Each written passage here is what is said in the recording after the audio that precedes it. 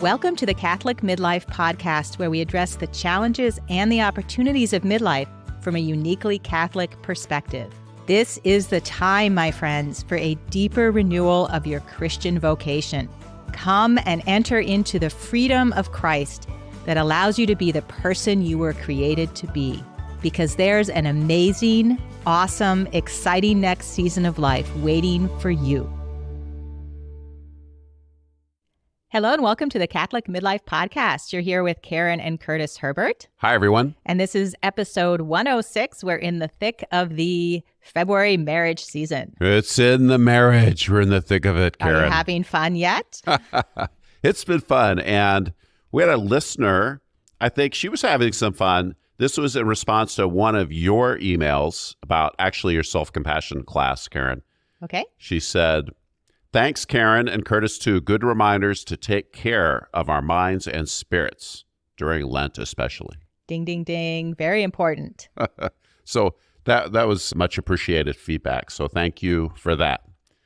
Now, we've been saying for this season we would share a marriage tip with you, then we would do the tip and report back. Oh, yes.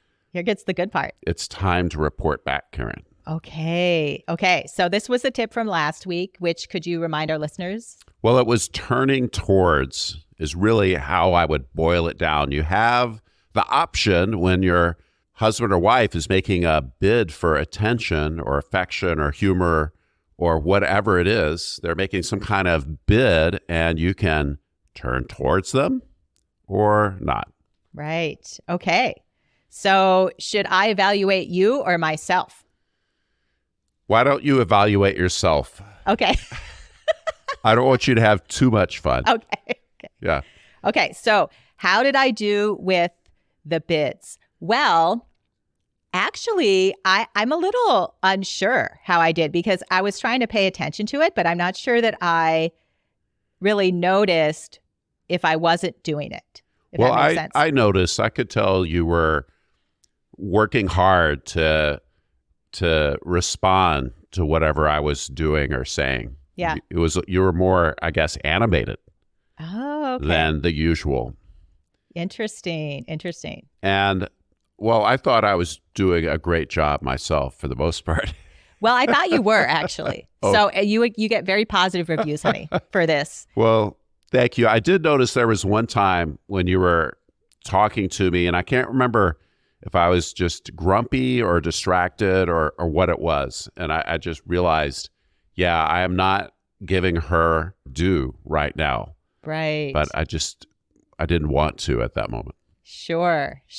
Well, I noticed that there were quite a few times when I shared something with you and it really was kind of funny. And you really got into what I was saying and laughed with me about the thing. And not that you don't normally do that, but they just stuck out to me as you really engaging with this bid that I was making, whether or not I totally realized what I was bidding for. That is some good feedback. Yeah. It's really interesting to get the feedback. Yeah. Good. Well, this went well. And I think this is good. We can keep it up, right? Yeah, we can keep it up. Okay. High five. You have to hit the hand to make it a high five. Well, it's kind of far. We're a little far. It's true. This was a very comical. People swatting at each other, trying to give each other a high five. You should have seen it. And something you might want to see is Laura Doyle's book. Doyle, that's D with a D. Oh, see, I've heard her name around a lot. Well, and I'm not totally sure what her thing is. I tried to get you interested. Yeah. But you were distracted. I mean, this was some months ago. I heard her interviewed on a podcast. And she was telling the lady interviewing her, I can tell you how to fix your marriage with or without your husband's cooperation. Ooh. Isn't that intriguing? Yes. How is that possible? Yeah. And Laura doesn't have degrees or training. She had a troubled marriage. And she started to dig in. And they were doing marriage counseling and stuff. And she said, yeah, it didn't work for her. And she started talking to her friends and picking up tips. And at some point, she realized, I'll share some of her insights. Okay. Before I forget, so her book is The Empowered Wife, 6 Surprising Secrets for Attracting Your Husband's Time, Attention, and Affection. Ooh, don't you love the word secrets? It's like, I want to know. I want to know the secret. Yeah. Yeah. That's part of the mystery of book writing. Now, Doyle, she wants your marriage to be more than okay. Karen, I've been through this material, and frankly, you really haven't. I have not. So I'm going to run some things by you and get your response. How's that sound? Ooh, this sounds fun. This will be more fun. of the fun episodes. This will require you to respond and not just think about it and get back to me later. All right. I'm on the spot. Okay. One thing she said that I think is very important, and it was a revelation to her, and it's so true. She said, I was astonished to learn that there's no such thing as working on your relationship. There's only working on yourself, and then your relationship improves. What do you think of that? Oh, okay. My immediate response is I really like that. And part of why I like it is I can't control anybody else. I can't control you or what you do or how you respond. The only person I really can change is me. And it is surprising that the more I change, the more people around me do change. I mean, it has a major effect. When one person changes in the environment, it really can shift some things in the environment around you. It's really true, Karen. I, like a good Minnesotan, I have some good instincts for being passive aggressive. And early in our marriage, I remember you had put away a book or something of mine that I'd read, and I just thought, well, she's being annoyed that I'm leaving my stuff out. And so she's putting it away so I can't find it. And that's passive aggressive behavior because that's how I act. I learned that you don't do that. Yeah, I was going to say, well, are you sure I wasn't just getting it so a baby couldn't destroy it or something? You were indeed. It was something like that. And you consistently, you did not rise to the passive aggressive bait. That's Maybe I didn't notice it. Yeah, that's possible. That's funny. Which is doubly ironic. So did you give it up eventually? I gave it up with you, yeah. Yeah. Oh, yeah. That's You're very sweet. sincere. Yeah. And so it did change my behavior. And this principle of I can change me, but not you, when you hang on to that thought, all of a sudden, it kind of moves you past the stuck point. When you're looking at yourself, then all of a sudden you're trying to generate options for how to cope with whatever the situation is. Sure. Which is a lot different than thinking about how you're going to manage that other person, which is very difficult. I feel like you probably would find out that you have a lot more, I don't know if the word is power is right, but influence than you otherwise would think of when you start looking at yourself in that way. Do you think? Absolutely. That's true. We're greatly influenced by the people around us. It's conscious and it's unconscious. I'm thinking about something else though, in regards to that first thing that you said, that you quoted. Yeah. So she said, there is no such thing as working on your relationship. And so I totally get what she's saying. And I'm pretty on board with that. At the same time, I know that we've really gone through some great marriage material over time. And one of the points I really liked that I don't think is from Laura Doyle's process, but it's, starting to look at the bond in your marriage as kind of its own thing. So like there's you in the marriage, there's me in the marriage, and then there's the bond. So there's things I might do just for the sake of the bond and strengthening it. So is there room for that in Laura Doyle's approach to conceive that, no, this bond is something and I'm going to do things that favor it versus tear it down? You can look at your own behavior and start to see how your own behavior is wearing down the bond. Okay. Then you could say, okay, I'm going to change this behavior. And you know what? Even if it doesn't get me everything I want out of my spouse, it's the right thing to do because I know it's good for the bond. Okay. I like it. So that's a way that a value can operate in this. And the bond, really, you're talking about that sacramental reality where we can stand on the bond and draw strength from it. Now, let me run this by you. Okay. Doyle, and this is a book written to women. Okay. And she explains to her readers that, look, men want to please women, and your husband really wants to please you. And this is my example, but when she says your husband wants to please you, think of like somebody that really wants to please you, like a golden retriever that wants to go get the tennis ball and bring it back to you all covered with slobber, kind of please you. Okay, that's an interesting image. I'm holding it in my mind, and I'm wondering what I think of it. Well, maybe that wasn't helpful, but your husband, men are eager to please the women. What do you think? Okay. I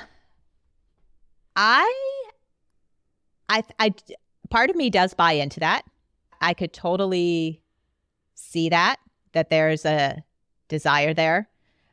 I'm a little bit on the fence, though. I mean, do they always act out of the desire to please me, or she's just trying to say they really do want to please you? I would say this is a principle of human behavior in her mind, that men want to please women and your husband wants to please you. He really wants to make you happy. And if he's not doing that, there's some kind of obstacle in the way. Okay, I'll buy that. Well, I'm kind of intrigued. I mean, a corollary of this is your husband's more interested in making you happy than vice versa. That's what she says, or that's what you're thinking? That's what I'm thinking. Okay. So there's maybe some other more identifying principle of how women approach their husbands than that one. Yes. So men are eager to please their wives, but the women are not eager to please in the same way. Huh. Are you asking me that? What I think about that? Yeah.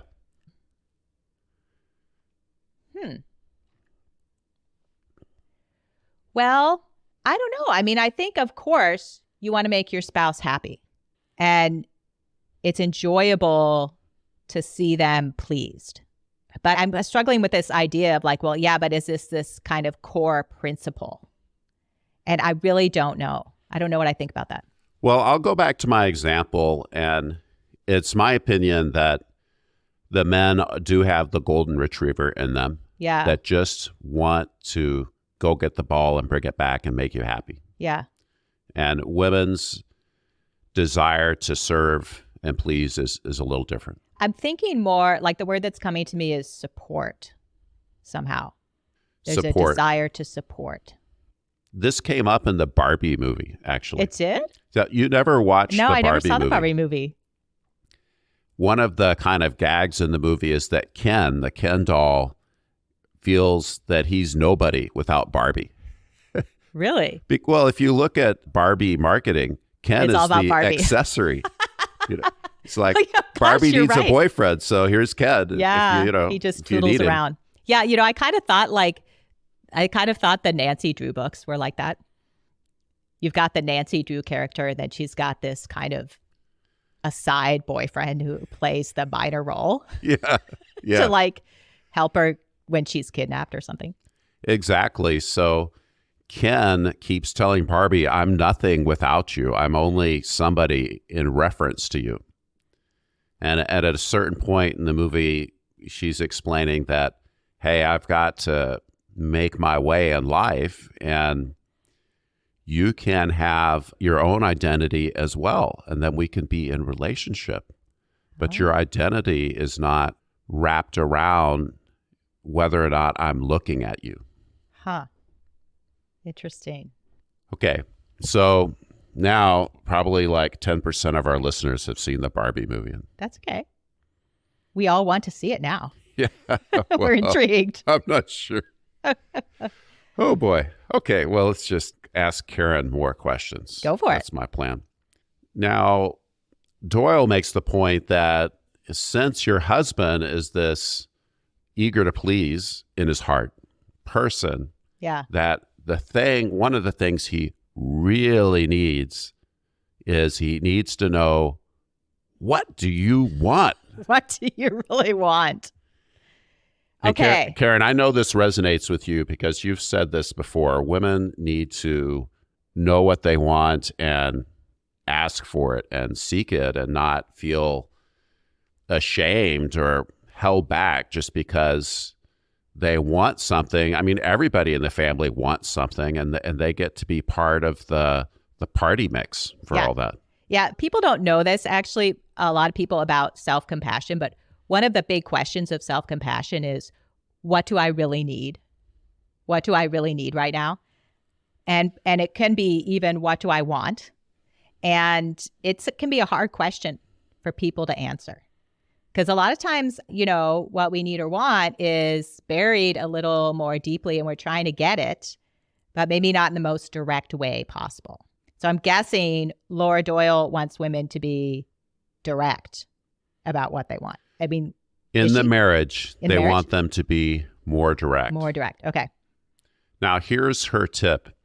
And this is probably the biggest takeaway, if you're going to remember one thing from this episode, is this the thing it's for that women. we're working on? It's for women. Oh, so I'll be working on this No, week. I don't want you to work on this. This is too challenging. But What? I'm just kidding. Oh, okay. Too challenging for you. Yeah.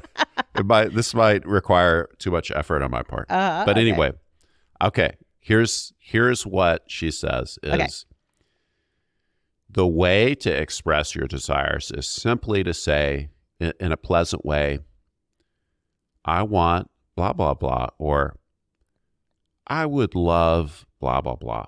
So blah, blah, blah, whatever that thing is. So on a real kind of trivial level, you might say, we need to go home early so we can get up and get to work in the morning. And that's fine. That's saying what you want. But her advice is to say, I would love to get to bed early tonight. So the first is kind of telling him what to do. Hey, we need to get home early so we can go to work in the morning. Hello? Let's go. Finish up and let's go. Yeah. Yeah. Versus, I would love to go to bed early tonight. And it comes down to saying what you would love to have without getting into the how it's going to happen. Sure. Without saying, you need to do all this stuff. For example, Karen, you could say, Curtis, I want you to replace the deck. Can you go ahead and do that this summer? And you can go down to Menards and do it yourself, or we can find a contractor, but this is really what I think we should be doing. And that's a very nice way of expressing what you want. Mm-hmm. However, what Doyle says is express the results that you really want. So you could say, Curtis, I love sitting out in the backyard in the sunshine. I'm able to get some work done and reading, and I really enjoy it. And we spend some time together. That would be lovely. Oh, I do love that. Yeah. So good example. And there you go. Something like that really speaks to your spouse's desire to please you, the woman of the house. Okay. So kind of what she's saying is there's a way to say it that connects and resonates with my husband and motivates him to want to serve me or please me or whatever. Exactly. Believe that deep down, he really is eager to please you. And if you tell him what you would love without putting big pressure on it, it's going to land and you're going to get some results.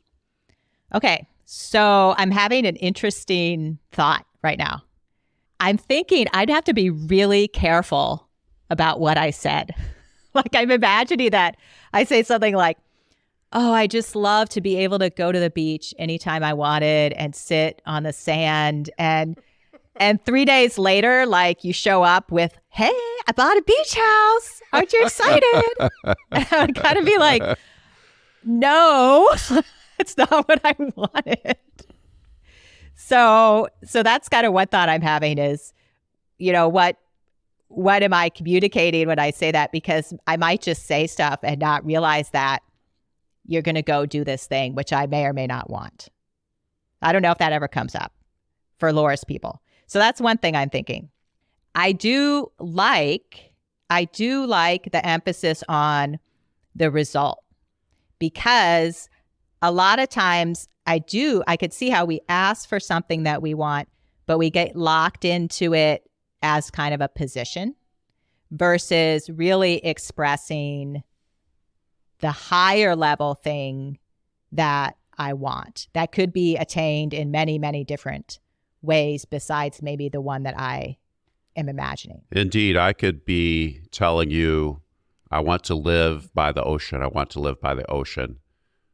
However, what is it that I'm really seeking in such a situation? And what are some different ways I could get it?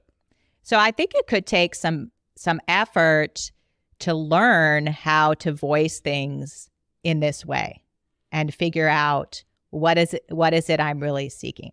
What do I really want? Yeah. Why do I want that thing? Exactly. Well, that's part of it. Yeah, and that seems very positive. Getting back to what we were starting with is this idea that we're going to change ourselves. Okay. We are going to change ourselves. And even in that example, we're changing how we express what we want. Yes.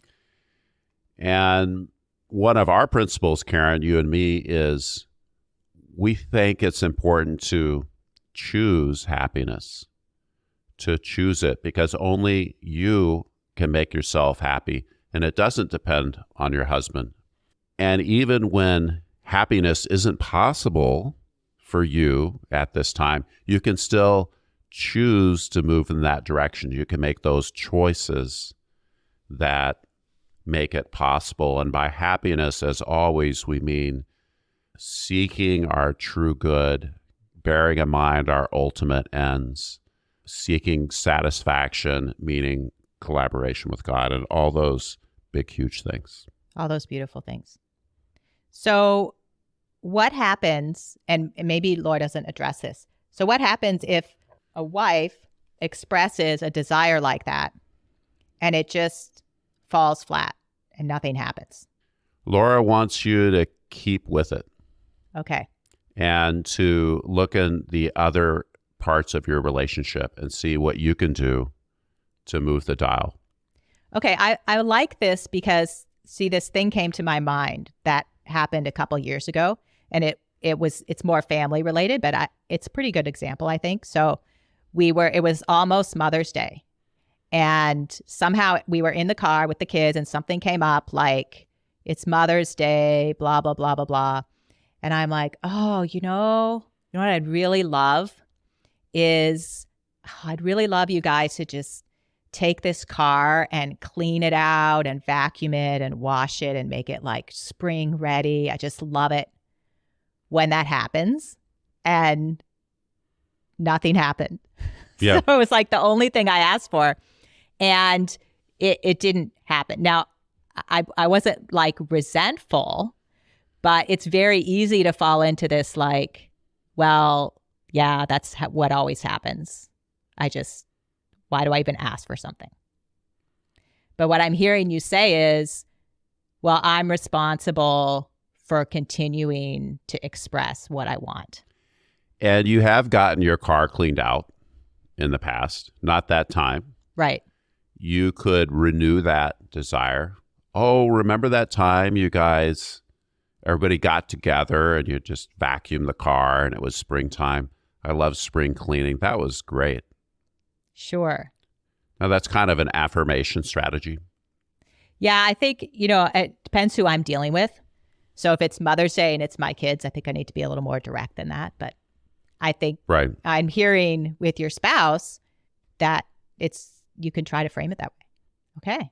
Karen, I'll acknowledge the limitations. Reading the book is not the same thing as doing the thing. And talking about a couple quick tips from the book isn't the same as reading the book.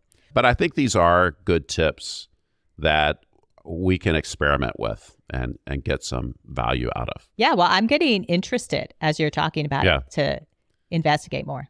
Now, one thing that Doyle keeps coming back to for the ladies is, well, she calls it replenish your spirit with self-care. And I would probably say something more like, deal with your own baggage and show up with good energy. Be positive and happy. Okay. So the energy you broadcast is the energy you get back. So in a way, pay attention to your own spirit and your own energy so that you're bringing something really positive to the table. Yes. And her urging is spend the money that it takes to make that happen and take the time to make it happen. She's very big on kind of that self-indulgent stuff, kind of that Facebook stuff, like the bubble bath or whatever, or the time off. And her point is, if you're doing some things that really treat you, like having a treat, it's going to help buoy your spirits. And that's going to come back to you in your family when you're feeling good about your week. Okay, watch out, honey. I'm taking the credit card. Yeah. Oh boy, here we go. I'm inspired. See, this last part really inspired me. The selective tip taking. Exactly. Doyle has her 6 principles, which are loaded with little sub-principles. If you want to get all the detail on that, you can go hunt down her book. It's available everywhere. Let us know if you are implementing any of the marriage strategies. Ooh, yeah, I want to know that. Yeah, let us know. Email us at thecatholicmidlife@gmail.com. And thanks for being here. We'll see you next week.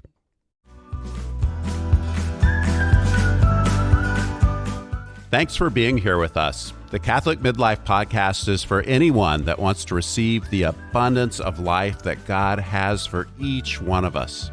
Take a moment right now to tell a friend about us.